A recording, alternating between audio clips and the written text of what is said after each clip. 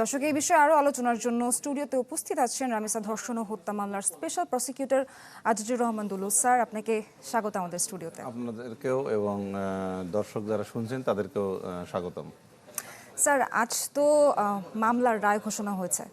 রামিসা হত্যার যে রায় ঘোষণা হয়েছে, এই রায় ঘোষণার জন্য পুরো দেশ কিন্তু এতদিন অপেক্ষা করছিল এবং 5 কার্য দিবসের রায় ঘোষণা সত্যি মাইল ফলক স্পর্শ করার মতো।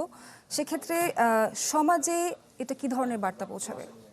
ডেফিনেটলি আপনি যদি সামগ্রিকভাবে বলেন যে এই ধরনের রায় সমাজে একটি বার্তা পৌঁছাবে, সেটা হলো যে এই ধরনের ন্যাক্কারজনক ঘটনা মানুষ সাধারণত ঘটাতে একটু হলেও দ্বিধা করবে। তার মানে হলো যে সমাজে যে সকল কালফ্রিট এই সুযোগ বুঝে অন্যায় করার প্রবণতা, সেই প্রবণতা কিন্তু ধাক্কা খাবে।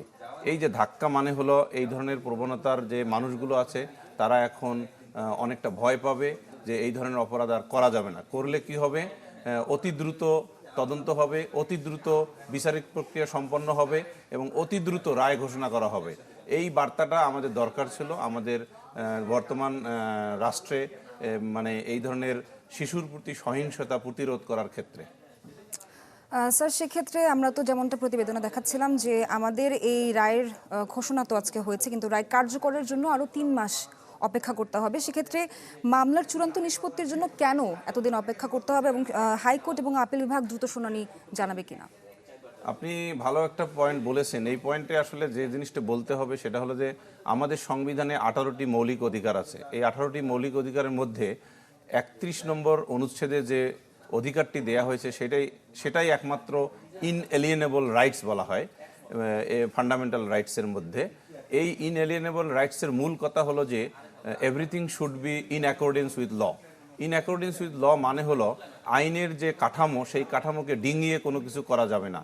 তাহলে আপনি দেখেন যে আজকে যে ট্রাইব্যুনাল রায় দিয়েছেন, সেই ট্রাইব্যুনাল হলো as like as sessions court. তার সেশনস কোর্ট বা এই অধস্থন আদালতের সর্বোচ্চ যে আদালত হলো সেশনস কোর্ট, আমাদের এখানে হলো ইকুইভ্যালেন্ট হলো ট্রাইব্যুনাল, শিশু সহিংসতা দমন ট্রাইব্যুনাল।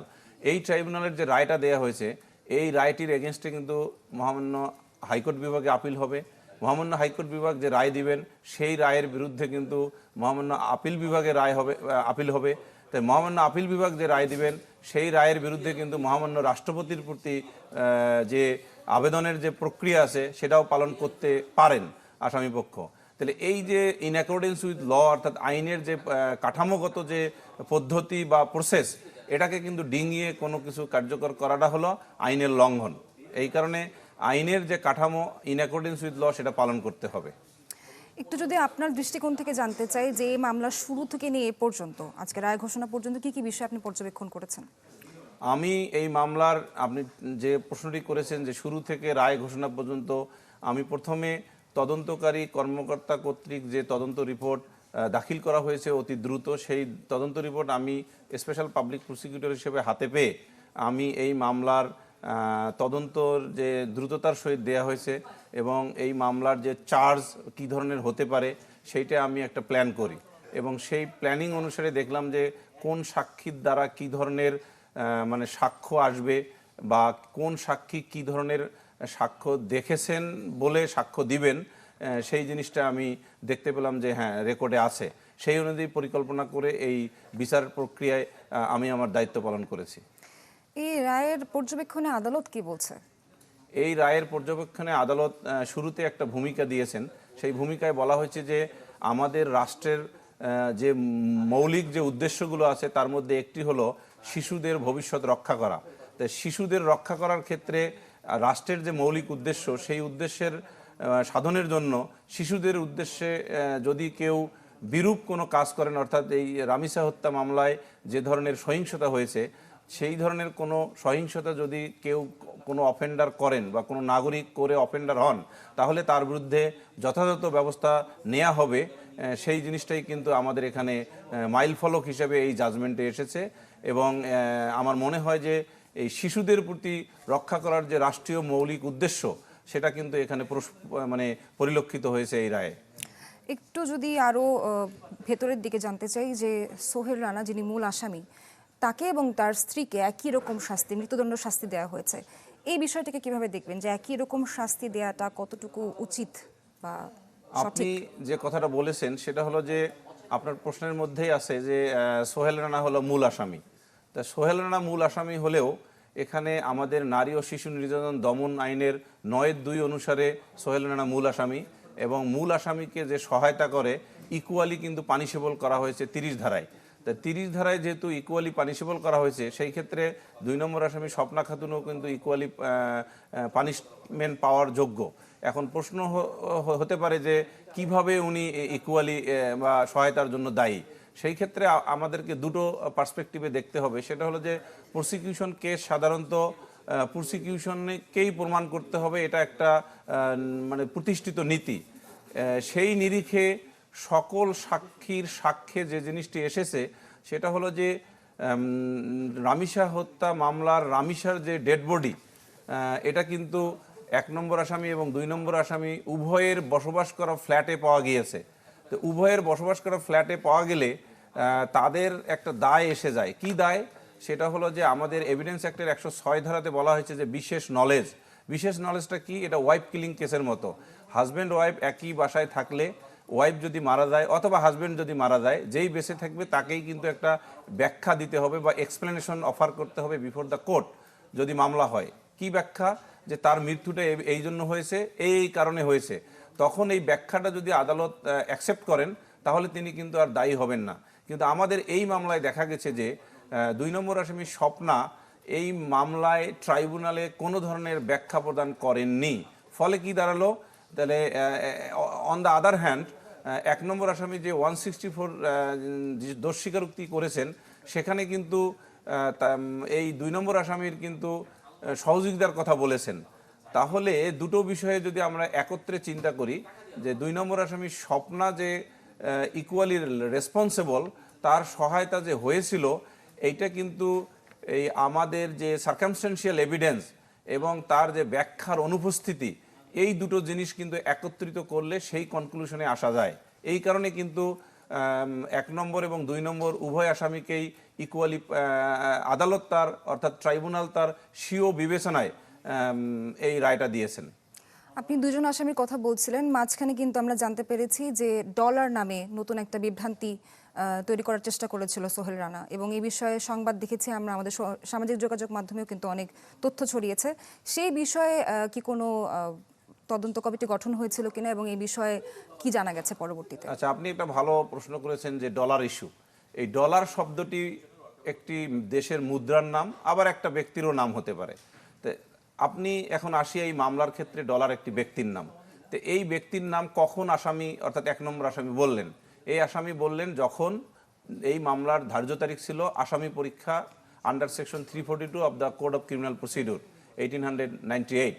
তা আসামি পরীক্ষার দিন কি করা হয়? সকল সাক্ষীদের সাক্ষ্য হতে ইনক্রিমিনেটিং এভিডেন্স আসামিদেরকে পড়ে শোনানো হয়। পড়ে শোনানো করার উদ্দেশ্যই হলো এই যে সাক্ষীদের সাক্ষ্য হতে ইনক্রিমিনেটিং এভিডেন্স পড়ে শোনানো হয়, সেই সাক্ষ্যের জবাবে আসামিরা কি বলবেন তার একটা ব্যাখ্যা নেয়া। তাহলে আসামি কি করলেন এখানে? ১ নম্বর আসামি তিনি সেই সকল সাক্ষ্যের কোনো ব্যাখ্যা না দিয়ে হঠাৎ করে তিনি বললেন ৩টে বিষয়। একটা হলো যে তিনি নির্দোষ, তারপরে বললেন ডলার ইস্যু, তারপরে বললেন আমি দোষ করেছি, মাপ চাই। তাহলে মধ্যের ইস্যুটা আসি যে ডলার।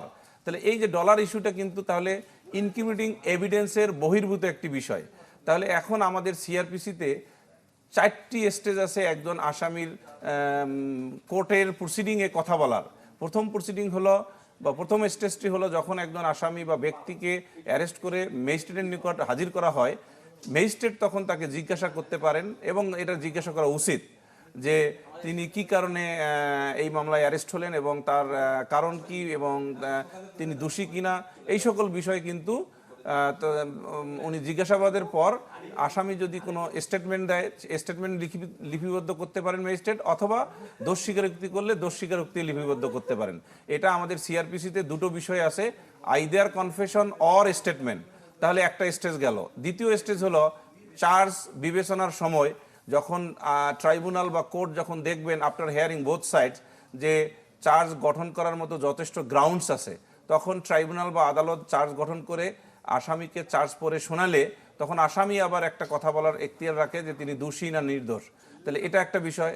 তৃতীয় বিষয় হলো আসেন 342-এ যখন আসামিকে ইনক্রিমিনেটিং এভিডেন্স পড়ে শোনানো হবে তখন তিনি ইনক্রিমিনেটিং এভিডেন্সের বিরুদ্ধে অথবা বিপক্ষে তার যে ব্যাখ্যা থাকবে সেটা দিবেন।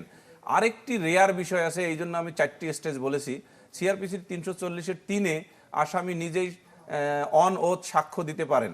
সেই ক্ষেত্রেও কিন্তু আসামি মানে তার মামলায় কোন বিষয়ে সাক্ষ্য দিবেন, in order to disprove the charges, 340-3-এ এই কথা বলা আছে। তাহলে 340-3-এ যে চার্জ গঠন করা হয়েছে তার বিরুদ্ধে এইটাকে ডিসপ্রুভ করার জন্য সেই রিলেটেড মানে উনি বক্তব্য দিতে পারেন বা সাক্ষ্য দিতে পারেন। তাহলে এই যে 4টা স্টেজে কথা বলার যে সুযোগ, এই আসামি কি করলেন, কোনোটি কিন্তু উনি সঠিকভাবে না করে কি করলেন, তৃতীয় একটি শব্দ বললেন ডলার। প্রসিকিউটর আজিজুর রহমান দুলু, আমরা এই আলোচনায় আবার ফিরবো এবং আরো বিস্তারিত শুনবো। আমরা ছোট্ট একটা বিরতি নিয়ে আসছি। দর্শক, আপনারা জানেন স্টুডিওতে উপস্থিত আছেন রামেসা ধর্ষণ ও হত্যা মামলার স্পেশাল প্রসিকিউটর আজিজুর রহমান দুলু। আমরা ওনার কাছে ফিরে যেতে চাই। স্যার, যেমনটা আমরা আলোচনা করছিলাম কিছুক্ষণ আগে যে খুব দ্রুততম সময়ে কিন্তু এই মামলার রায় ঘোষণা হয়েছে। এরকম কিছু সিলেক্টিভ মামলার রায় দ্রুত মিলছে, অন্যগুলো ঝুলে থাকছে কেন এবং কিভাবে সেগুলো এগিয়ে নেওয়া যায়? আপনি যে প্রশ্নটি করেছেন কিভাবে এগিয়ে নেওয়া যায়, এই উত্তর দিলে কিন্তু প্রথম উত্তরটিও হয়ে যাবে। এগুলো কিভাবে এগিয়ে নিয়ে যায়, আমার বিচারিক জীবনের অভিজ্ঞতা এবং আইনজীবী হিসেবে অভিজ্ঞতা, অর্থাৎ বিচার বিভাগের উভয় পৃষ্ঠে যে অভিজ্ঞতা সেই আলোকে বলছি। সেটা হলো যে আমাদের দেশে পুলিশ রেগুলেশন 1943-তে 261-র একটি রেগুলেশন আছে। এই রেগুলেশন অনুসারে যে কোনো কঠিন মামলা 15 দিনের মধ্যে তদন্ত করার বিধান রয়েছে। তার 15 দিনের মধ্যে তদন্ত করে যদি রিপোর্ট দেয় পুলিশ, তারপরে আসেন আমাদের নারী ও শিশু নির্যাতন দমন আইনের 20-2 উপধারায় বলা হয়েছে কোনো একটি মামলার বিচার কার্যক্রম শুরু হলে শেষ না হওয়া পর্যন্ত, আপনি খেয়াল করেন শব্দটা কীরকম, যে শুরু হলে শেষ না হওয়া পর্যন্ত প্রতি কর্মদিবসে একটানা চলিতে থাকিবে। তার মানে হলো একটি মামলা যদি police within 15 days police report অর্থাৎ চার্জশিট দাখিল করেন, তারপরে এই মামলাটি যদি অতি দ্রুত মানে 2-3 দিনের মধ্যে, অথবা মামলাটি আসামি যদি গ্রেপ্তার না হয়ে থাকেন 1 মাসের মধ্যে, অথবা 10 দিনের মধ্যে যদি রেডি ফর ট্রায়াল হয়ে তারপরে বিচারের প্রক্রিয়া শুরু হয়, তাহলে একটা মামলায় যদি 20 জনও সাক্ষী থাকে সর্বোচ্চ 2 দিনের মধ্যে 10 জন করে সাক্ষ্য নেওয়া সম্ভব। ফলে কি দাঁড়ালো, এই অ্যানাদার উইক বা 1 সপ্তাহের মধ্যে কিন্তু সকল সাক্ষীর সাক্ষ্য গ্রহণ প্রক্রিয়া সম্পন্ন করা সম্ভব। এই প্রক্রিয়া সম্পন্ন করতে গেলে যে জিনিসটি দরকার সেটা হলো যে আমাদের দেশে অধিকাংশ পাবলিক প্রসিকিউটর যারা নিয়োগ হয়েছেন তাদের একটু ট্রেইন দরকার, তাদেরকে একটু স্পেশালাইজেশন করা দরকার। যেমন এই মামলায় আমি একটা কিন্তু নতুন ধরনের একটি আবেদন দিয়েছিলাম। কি আবেদন? সাধারণত আমাদের দেশের পাবলিক প্রসিকিউটররা মানে চার্জ কীরকম হবে এই ধরনের কোনো আবেদন দেন না। আবেদন কারা দেন? আসামিপক্ষ দেন। কি আবেদন দেন? ডিসচার্জ পিটিশন দেন সিআরপিসির 265 ক্যাপিটাল সিতে। আর আমি এই মামলায় আমার জানা মতে প্রথম, আমি এর আগে পাইনি কেউ দিয়েছে, যে 265D ক্যাপিটাল ডি তে একটা চার্জ ফ্রেমিংয়ের জন্য আবেদন করি এবং সেই চার্জ ফ্রেমিংয়ের আবেদনে আমি উল্লেখ করি চার্জের ভাষাগুলো কীরকম হবে, সম্ভাব্য আমি এটা উল্লেখ করি যে মাননীয় tribunal, these are the probable charges which may be framed against the accused. After hearing my submission, the learned tribunal on the date of the hearing, the moment the hearing was closed, উনি কিন্তু ওইটা সন্তুষ্ট হয়ে ওই চার্জটাই পড়ে শুনিয়েছেন। ফলে কি দাঁড়ালো, এখানে স্পেশাল পাবলিক প্রসিকিউটর না হলেও ও দেশের অন্যান্য জায়গায় যে মামলাগুলো আছে সেই বিশেষ করে নারী ও শিশু নির্যাতন দমন ট্রাইব্যুনালের মামলা, এই প্রসিডিউর কিন্তু সকল মামলার ক্ষেত্রেই প্রযোজ্য। তাহলে কি, যে যারা কনসার্ন পাবলিক প্রসিকিউটর আছেন তারা এই ধরনের চার্জ কীরকম হবে তার একটা নমুনা ঠিক করে এই চার্জের নিরিখে সাক্ষীদের মাধ্যমে ইনক্রিমিনেটিং এভিডেন্স কতটুকু আসবে তারও একটা কিন্তু প্ল্যানিং লাগবে। এই প্ল্যানিংটা আমি কিন্তু করে ফেলেছিলাম। তাহলে স্যার, আপনি তাহলে বলতে চাচ্ছেন যে আপনার এই আবেদনটার প্রেক্ষিতেই কিন্তু খুব দ্রুত মামলা কার্যকরের ক্ষেত্রে সহায়ক হয়েছে। Very good. মানে চার্জ গঠনের ক্ষেত্রে খুব দ্রুততার সহিত হয়েছে। আমি যে আবেদনটা দিয়েছি, লার্নেড ট্রাইব্যুনাল যখন দেখলেন যে আমি চার্জ ফ্রেমিং এর যে আবেদনটা দিয়েছি ওখানে যে চার্জের যে মানে প্রবাবল চার্জটা দিয়েছি, উনি আফটার হিয়ারিং বোথ সাইডস যখন দেখলেন যে এটাই সঠিক, তখন ওটাই তিনি রিড আউট করলেন। তার মানে হলো এই কোর্টকে অ্যাসিস্ট করা to frame the charges quickly. At the same time public প্রসিকিউটরের আরেকটি দায়িত্ব হওয়া উচিত, সেটা হলো যে ওই চার্জের নিরিখে তিনি কোন সাক্ষীর মাধ্যমে কতটুকু ইনক্রিমিনেটিং এভিডেন্স ওই সাক্ষী দেখেছেন মামলায়, সেটার একটা প্ল্যানিং করা। সেই প্ল্যানিং অনুযায়ী আজে বাজে ইরেলিভেন্ট স্টেটমেন্ট না নিয়ে শুধুমাত্র ইনক্রিমিনেটিং এভিডেন্স বেসড স্টেটমেন্ট বা সাক্ষ্য নিলে কি হবে, অতি দ্রুত হয়ে যাবে। তারপরে বাকি প্রসিডিউর যেভাবে এই মামলায় প্রসিড করা হয়েছে সেইভাবে করলে কি হবে, আমাদের দেশে মানে অন্যান্য ডিস্ট্রিক্টগুলোতে যে যে যে সকল মামলা এই ধরনের ভাইরাল বা এই ধরনের আলোচনা কম হয়, সেই সকল মামলার ক্ষেত্রেও কিন্তু সেটাই অতি আমাদের দ্রুত করা প্রত্যাশা সম্ভব। থাকবে। নারী শিশু নির্যাতন রিলেটেড যত সমস্যা হবে, যত ঘটনা ঘটবে, সেগুলোর সবগুলোর মামলার রায় এভাবেই দ্রুত হবে, সে আশাই করবো আমরা। অনেক অনেক ধন্যবাদ জেজুর রহমান দুলু স্যার আমাদের স্টুডিওতে আসার জন্য, আপনাকে এবং গুরুত্বপূর্ণ সময় দর্শক দেওয়ার জন্য। মণ্ডলীকেও ধন্যবাদ।